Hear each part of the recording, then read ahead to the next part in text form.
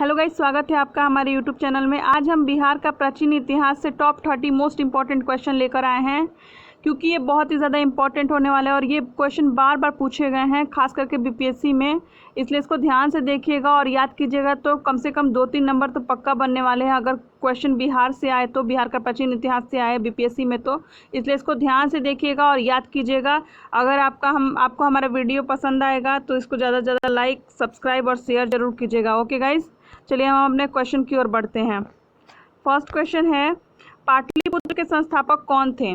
Option में है अशोक, उदयन, बिंबिसार और रामगुप्त। तो अगर आंसर की बात करें तो आंसर होगा उदयन। उदयन जो थे पाटलिपुत्र के संस्थापक थे। ठीक है, चलिए हम सेकंड क्वेश्चन पे चलते हैं। सेकंड क्वेश्चन हमारा है, बोध गया में बोधि वृक्ष अपने वंश की किस पीढ़ी की है? तो जो बोध गया में बोधि वृक्ष है वो अपने वंश की षष्ठम पीढ़ी की है, छठी पीढ़ी की है। ठीक है गाइज, चलिए अब हम थर्ड क्वेश्चन पे आते हैं। थर्ड क्वेश्चन है, अंतिम मौर्य सम्राट कौन थे? ऑप्शन में है नंदी वर्मन, जालौक, अवंती वर्मन और बृहदत्त। तो ऑप्शन की बात करें तो होगा इसका बृहदत्त। बृहदत्त जो थे अंतिम मौर्य सम्राट थे। चलिए हम अपने फोर्थ क्वेश्चन की ओर आते हैं। फोर्थ क्वेश्चन है, मगध की प्रारंभिक राजधानी कौन सी थी?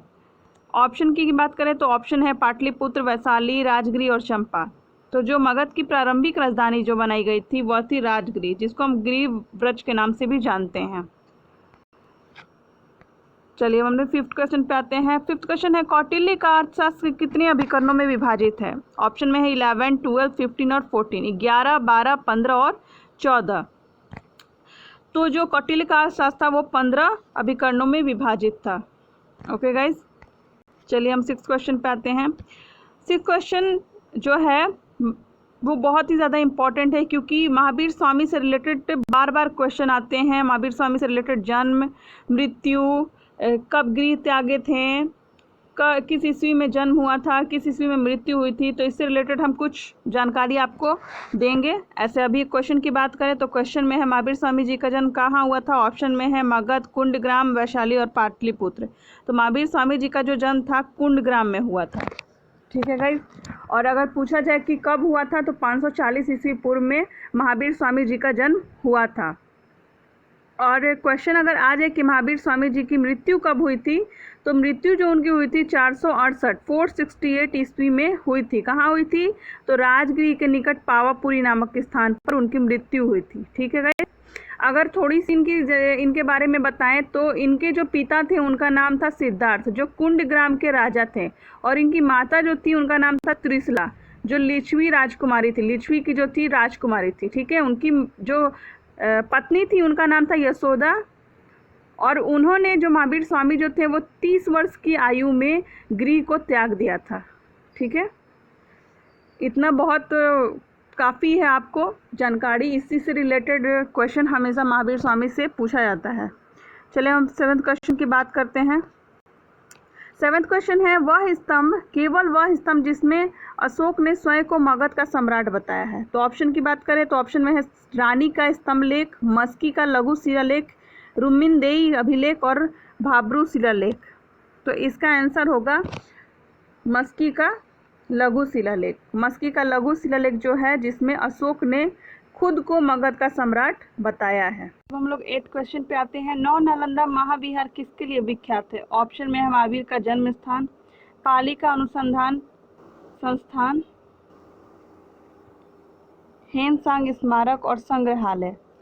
तो अभी तो क की बात करें तो महावीर जी का जन्म स्थान कुंडग्राम में हुआ था, अभी हम लोग पढ़ चुके हैं। सेकंड की बात करें तो पाली अनुसंधान संस्थान जो है यही होगा। पाली अनुसंधान संस्थान जो है वो नौ नालंदा महाविहार इसी के लिए विख्यात था, फेमस था। चलिए अब हम लोग 9th क्वेश्चन पे आते हैं। अशोक के ब्राह्मी अभिलेखों को सर्वप्रथम किसने पढ़ा था? ऑप्शन में है SR गोयल, ख है HD सांकलिया, ग है जेम्स प्रिंसेप और घ है VN मिश्रा। तो सबसे पहले जो अशोक के ब्राह्मी अभिलेखों को पढ़ा था वह है जेम्स प्रिंसेप। जेम्स प्रिंसेप जो है वही जो है अशोक के ब्राह्मी अभिलेखों को सबसे पहले पढ़े थे। चलिए हम लोग 10th क्वेश्चन पे आते हैं। 10th क्वेश्चन है, तृतीय बौद्ध संगीति कहाँ आयोजित हुई है? यह भी क्वेश्चन बार बार पूछा जाता है और तृतीय की बात करें, तृतीय पूछा जाता है, प्रथम पूछा जाता है, द्वितीय पूछा जाता है। तो क्वेश्चन के हिसाब से अगर हम बात करें तो क्वेश्चन पूछा है तृतीय बौद्ध संगति कहाँ हुई थी। ऑप्शन में है कश्मीर, पाटलिपुत्र, कौशाम्बी, वत्स। तो ऑप्शन से अभी पहले पढ़ लेते हैं। ऑप्शन की बात करें तो जो तृतीय बौद्ध संगति हुई थी पाटलिपुत्र में हुई थी।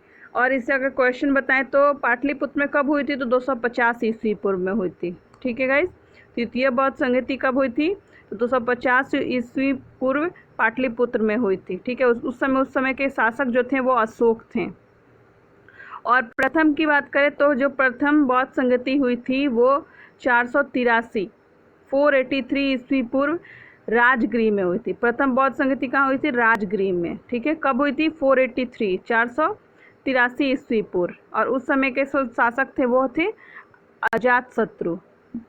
और द्वितीय की बात करें तो द्वितीय बौद्ध संगति कब हुई थी, तो 383 में। ऐसे याद कर लीजिएगा, 483 में प्रथम, द्वितीय जो है 383 में। तो द्वितीय बौद्ध संगति का स्थल कहाँ है, तो वैशाली। कहाँ है स्थित हुई थी, तो वैशाली में। और उस समय के शासक कौन थे, तो कालाशोक। और चतुर्थ की बात करें तो चतुर्थ जो बौद्ध संगति हुई थी वो प्रथम सदी में हुई थी कुंडलवन में। और उस समय के शासक थे कनिष्क। ठीक है गाइस, याद कीजिएगा, प्रथम जो बौद्ध संगति हुई थी वो है राजगृह, द्वितीय जो है वैशाली, तृतीय जो है पाटलिपुत्र और चतुर्थ जो है कुंडलवन में। 11th क्वेश्चन की बात करते हैं। 11th क्वेश्चन है मेगास्थनीज ने भारतीय समाज को कितने श्रेणियों में विभाजित किया था।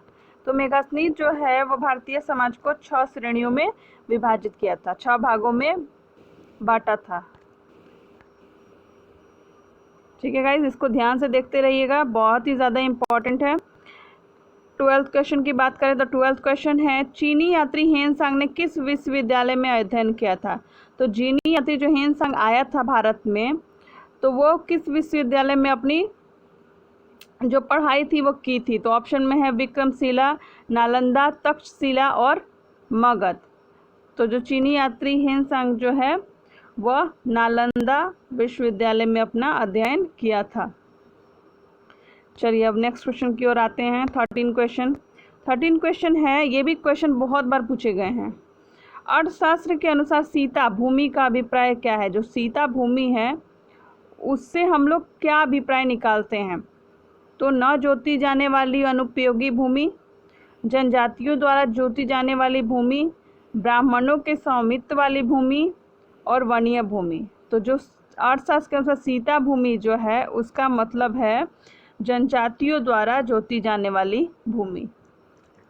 चलिए हम अपने 14th क्वेश्चन की ओर बढ़ते हैं। 14th क्वेश्चन है अशोक के शिलालेखों में प्रयुक्त भाषा क्या है। तो ऑप्शन में है संस्कृत, हिंदी, पाली और प्राकृत। तो अशोक का जो शिलालेख में है उसमें जो भाषा है, प्रयुक्त भाषा जो है वह है प्राकृत। ठीक है गाइस, प्राकृत जो है वो प्रयुक्त भाषा है अशोक के शिलालेखों में। चलिए हम 15 क्वेश्चन पे आते हैं। 15 क्वेश्चन है वह स्रोत जिसमें पाटलिपुत्र के प्रशासन का वर्णन उपलब्ध है वह कौन सा है। तो वह कौन सा स्रोत है जिसमें पाटलिपुत्र में जो प्रशासन उस समय हुआ था उससे रिलेटेड करता है, वह स्रोत कौन सा है। तो ऑप्शन में है अशोक का शिलालेख, इंडिका, दिव्यवदान और अर्थशास्त्र। इसको ध्यान से देखिएगा। तो वह स्रोत मतलब कि ऐसा कोई किताब या ऐसा कोई चीज़ जिससे पाटलिपुत्र के प्रशासन का वर्णन मिलता है तो वो कौन सा है। तो वह है इंडिका। इंडिका में पाटलिपुत्र के बारे में सब कुछ जानकारियाँ मिलती है। इंडिका जो पुस्तक है उसमें सब कुछ जानकारियाँ मिलती हैं। चलिए हम 16 क्वेश्चन पे चलते हैं। 16 क्वेश्चन है किस शासक के द्वारा सर्वप्रथम पाटलिपुत्र को राजधानी के रूप में चयन किया गया था। तो वह कौन सा शासक था जिसके द्वारा सबसे पहले पाटलिपुत्र को राजधानी के रूप में चुना गया था। तो ऑप्शन की बात करें तो ऑप्शन है अजातशत्रु, उदयन, कालाशोक और कनिष्क। तो आंसर होगा उदयन। उदयन जो था वह शासक था जिसने सबसे पहले पाटलिपुत्र को राजधानी के रूप में चयन किया था। चलिए हम लोग 17 क्वेश्चन पे आते हैं। 17 क्वेश्चन है वह कौन सा ग्रंथ है जिसमें चंद्रगुप्त मौर्य का विशिष्ट रूप से वर्णन हुआ है। तो वह ग्रंथ बताना है जिसमें चंद्रगुप्त के बारे में पूरा अच्छे से वर्णन किया गया है। तो ऑप्शन है शूद्रक, भास, विशाखदत्त और अश्वघोष। ठीक है, एक बार फिर से बोल रही हूँ, अगर आपको याद है या आपको पता है तो आप कमेंट बॉक्स में इसका रिप्लाई दीजिए। ऑप्शन फिर से बोल रही हूँ, शूद्रक, भास, विशाखदत्त और अश्वघोष। तो वो आंसर होगा विशाखदत्त। विशाखदत्त वह ग्रंथ है जिसमें चंद्रगुप्त मौर्य के बारे में पूरा अच्छे से वर्णन किया हुआ मिलता है। चलिए हम नेक्स्ट क्वेश्चन की ओर आते हैं। नेक्स्ट 18th क्वेश्चन है, कनिष्क के शासनकाल में बौद्ध सभा किस नगर में आयोजित की गई थी? तो जब कनिष्क का शासनकाल चल रहा था उस समय बौद्ध सभा जो है, अभी हम बता चुके हैं, पहला, द्वितीय, तृतीय और चतुर्थ। ठीक है, तो किस में हुई थी? तो ऑप्शन की बात करें तो पाटलिपुत्र, मगध, कश्मीर और राजगृह। तो आंसर होगा कश्मीर। ठीक है, कनिष्क के शासनकाल में बौद्ध सभा जो है वो कश्मीर में आयोजित की गई थी। चलिए हम नेक्स्ट क्वेश्चन पे आते हैं। 19th question.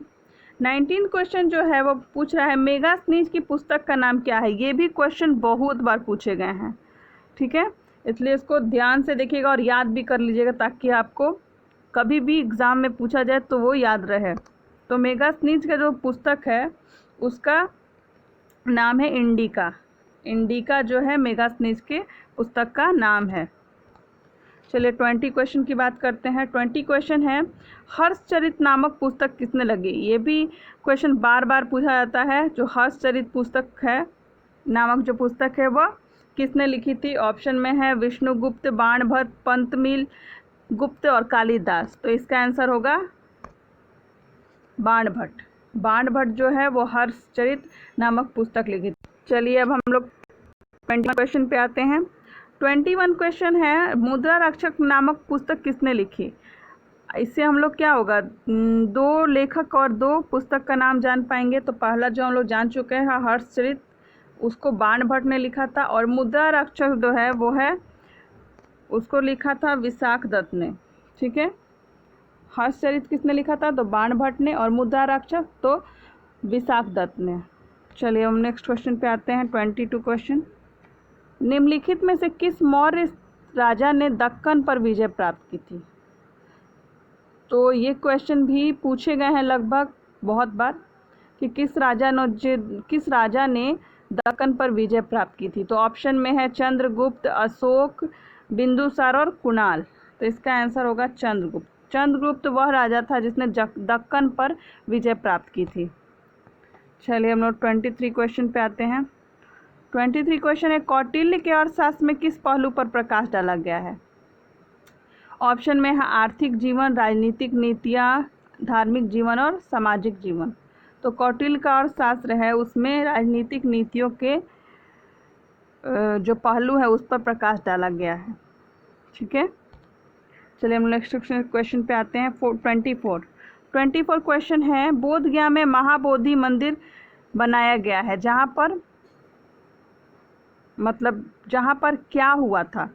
जो बोध गया में महाबोधि मंदिर बनाया गया है वहाँ पर क्या हुआ था? ऑप्शन में है गौतम बुद्ध ने अपना प्रथम प्रवचन दिया था, गौतम बुद्ध को ज्ञान प्राप्त हुआ था, गौतम बुद्ध पैदा हुए थे और गौतम बुद्ध की मृत्यु हुई थी। तो अगर ऑप्शन की बात करें तो जो बोध गया में महाबोधि मंदिर बनाया गया है वहाँ पर गौतम बुद्ध जी को ज्ञान प्राप्त हुआ था। ठीक है, चलिए हम लोग नेक्स्ट क्वेश्चन पे आते हैं। 25 क्वेश्चन है, महावीर स्वामी की मृत्यु निम्नलिखित में से किस नगर में हुई थी? अभी हम स्टार्टिंग में ये क्वेश्चन बता चुके हैं किस तरह के क्वेश्चन पूछे जाते हैं और बीपीएससी में ये पूछे गए हैं। तो ऑप्शन की बात करें तो ऑप्शन में है राजगीर, समस्तीपुर, पावापुरी और रांची। अगर आपको याद होगा तो आप तुरंत इसका जवाब दे सकते हैं, आंसर होगा पावापुरी। चलिए हम लोग 26 क्वेश्चन पे आते हैं। 26 क्वेश्चन है, गौतम बुद्ध को एक देवता का स्थान किस राजा के युग में प्राप्त हुआ था? जो गौतम बुद्ध जी हैं उनको देवता का स्थान दिया गया था, वो किस राजा के युग में दिया गया था? ऑप्शन में है अशोक, कनिष्क, चंद्रगुप्त, विक्रमादित्य और हर्ष। तो आंसर होगा कनिष्क। कनिष्क जो राजा थे उनके युग में गौतम बुद्ध जी को एक देवता का स्थान मिला था। ठीक है, चलिए हम नेक्स्ट क्वेश्चन पे आते हैं। 27 है, अशोक के शासनकाल में बौद्ध सभा किस नगर में आयोजित की गई थी? तो अशोक, जब हम लोग अभी पीछे पढ़ चुके हैं, याद होगा तब तुरंत जवाब इसका दे सकते हैं। इसका आंसर होगा पाटलिपुत्र। पाटलिपुत्र में जब बौद्ध संगति हुई थी उस समय वहाँ के जो शासन था वो अशोक का था। चलिए हम लोग 28 क्वेश्चन पे आते हैं। 28 है, कुमार संभव महाकाव्य किस कवि ने लिखा है? ये भी क्वेश्चन बहुत बार पूछे गए हैं, तो ध्यान से याद करते हुए चलिएगा। कुमार संभव जो है वो महाकाव्य कालिदास ने लिखा है। कालिदास जो है वो कुमार संभव महाकाव्य लिखे हैं।